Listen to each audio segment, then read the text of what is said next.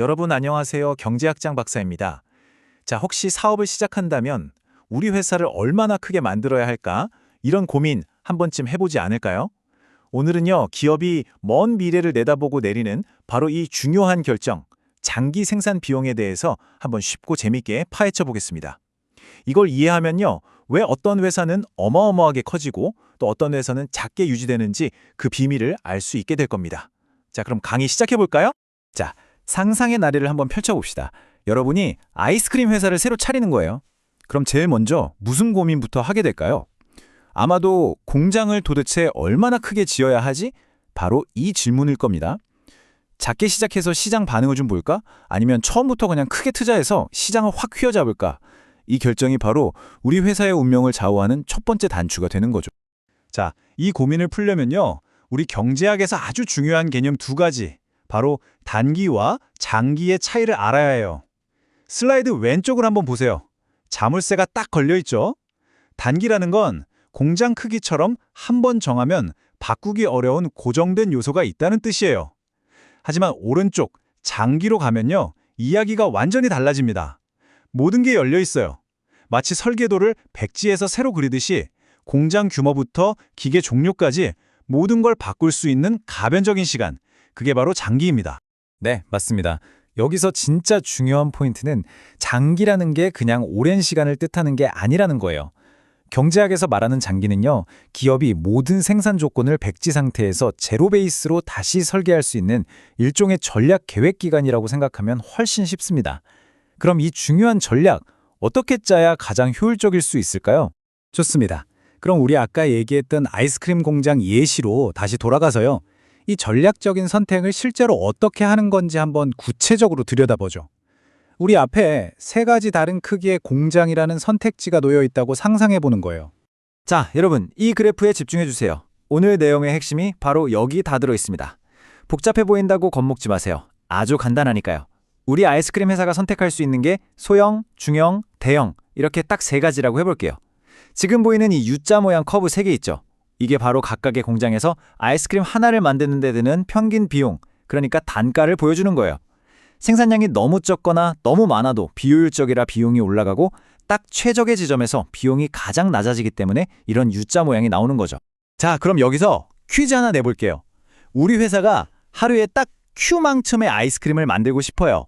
바로 여기 가로축에 표시된 Q만큼이요. 그렇다면 소형, 중형, 대형 공장 중에서 어떤 공장을 짓는 게 가장 돈을 아끼는 방법일까요? 한번 생각해 보세요. 어떤 걸까요? 정답을 찾는 방법은 아주 논리적이고 간단합니다. 목표 생산량 Q에서 위로 쭉 수직선을 한번 그어보는 거예요. 그럼 세 개의 비용 곡선이랑 만나는 점이 보이죠? 각각 A, B, C점입니다. 이 점들의 높이가 바로 그 생산량에서의 평균 비용을 의미해요.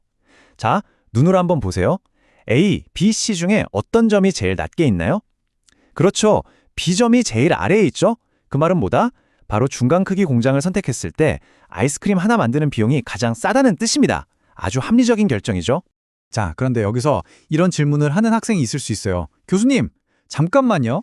어차피 Q만큼 만들기만 하면 되는 거 아니에요? 작은 공장을 좀 무리해서 빡빡하게 돌리거나 A점, 아니면 큰 공장을 좀 설렁설렁 돌려도 C점, Q는 만들 수 있잖아요. 왜 꼭 B여야만 하나요? 와, 정말 좋은 질문이에요. 핵심을 정확히 짚었네요. 그게 바로 효율성의 문제입니다. 자, A점을 한번 볼까요? 이건 작은 공장을 밤새도록 돌리는 거예요. 기계는 닳고 직원들은 야근 수당 줘야 하고 당연히 비용이 더 들겠죠? 반대로 C점은 어때요? 이건 뭐 축구장만한 공장에서 아이스크림 몇 개 만드는 꼴이에요. 텅 빈 공간에 대한 임대료나 관리비는 계속 나가니까 이것도 엄청난 낭비죠. 그러니까 A점이든 C점이든 목표량은 맞출 수 있지만 아이스크림 한 개당 드는 돈은 가장 효율적인 B점보다 훨씬 비싸다는 겁니다. 자, 지금까지는 우리가 선택지를 소, 중, 대 딱 3개로 아주 단순하게 봤어요. 그쵸? 근데 현실 세계는 어떨까요? 기업들은 훨씬 더 다양한, 뭐랄까, 미세한 규모 조절이 가능하겠죠. 그럼 이제 상상력을 좀 더 발휘해 봅시다. 만약에 이 선택지가 3개가 아니라 무한히 많아진다면 과연 어떤 그림이 그려질까요?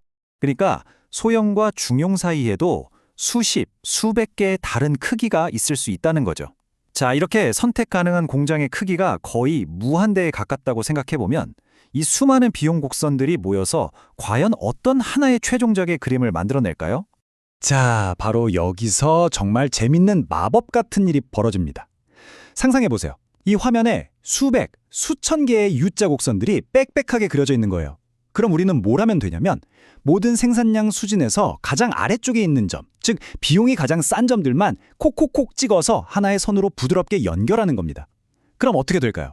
네, 바로 이 그림처럼 수많은 단기 곡선들을 아래에서 싹 감싸 안는 아주 거대하고 완만한 U자 모형의 곡선이 하나 탄생합니다. 이게 바로 기업이 장기적으로 도달할 수 있는 궁극의 효율성, 장기 평균 비용 곡선입니다. 경제학자들이 이걸 부르는 아주 근사한 별명이 있어요. 바로 포락선입니다. 영어로는 envelope curve라고 하는데요. 왜 봉투냐? 여러분, 편지 봉투가 편지를 이렇게 싹 감싸잖아요. 그것처럼 이 장기 평균 비용 곡선이 모든 단기 곡선들을 아래쪽에서 부드럽게 감싸고 있다고 해서 붙은 이름이에요. 이 선이 바로 한 기업이 장기적으로 달성할 수 있는 최고의 효율성을 보여주는 경계선이라고 할 수 있죠. 자, 지금까지 그래프 보면서 조금 이론적인 얘기를 했죠? 그럼 이제 가장 중요한 질문을 던져봐야 합니다. 그래서 이 거대한 U자 곡선이 대체 현실 비즈니스에서 무슨 의미가 있느냐? 왜 중요하냐? 지금부터 하는 얘기가 어쩌면 오늘 강의의 하이라이트일 수 있습니다. 자, 이 장기 평균 비용 곡선을 다시 한번 보세요. 생산량을 늘리는데, 즉 오른쪽으로 가는데 곡선이 아래로 쭉 내려가는 구간이 보이죠? 바로 저 부분, 저게 바로 그 유명한 규모의 경제를 보여주는 겁니다. 이게 무슨 말이냐면요. 회사가 덩치를 키워서 생산량을 늘리면 늘릴수록 오히려 물건 하나만 되는데 드는 비용은 점점 더 싸지는 정말 마법 같은 현상을 말하는 거예요. 우리가 아는 거의 모든 대기업들이 바로 이 규모의 경제 덕분에 성장할 수 있었던 겁니다. 핵심 비밀이 여기 있었던 거죠. 자, 그럼 오늘 배운 내용 머릿속에 딱 정리하고 가겠습니다. 첫째, 경제학에서 장기란 모든 걸 바꿀 수 있는 전략의 시간이다. 둘째, 기업은 어떻게 선택한다? 목표 생산량에 맞춰서 비용이 가장 싼 공장 규모를 고른다. 셋째, 이 가장 싼 지점들을 쭉 이으면 뭐가 된다? 바로 장기 평균 비용 곡선, 다른 말로 포락선이 된다. 그리고 마지막으로 이 포락선이 아래로 내려가는 구간은 뭘 의미한다? 바로 규모의 경제를 의미한다. 어때요? 간단하죠? 자, 그럼 오늘 강의는 이 질문 하나를 여러분께 던지면서 마무리할까 합니다. 오늘 우리가 배운 이 규모의 경제를 정말 기가 막히게 활용해서 시장의 거인이 되고 그 결과 우리 소비자들에게까지 더 싼 가격으로 좋은 물건을 제공해준 그런 기업. 혹시 머릿속에 떠오르는 곳이 있나요? 한번 곰곰이 생각해 보세요. 아마 우리 주변에 정말 많을 겁니다. 오늘 배운 내용이 여러분이 세상을 보는 또 하나의 재미있는 창이 되기를 바랍니다. 수고 많으셨습니다.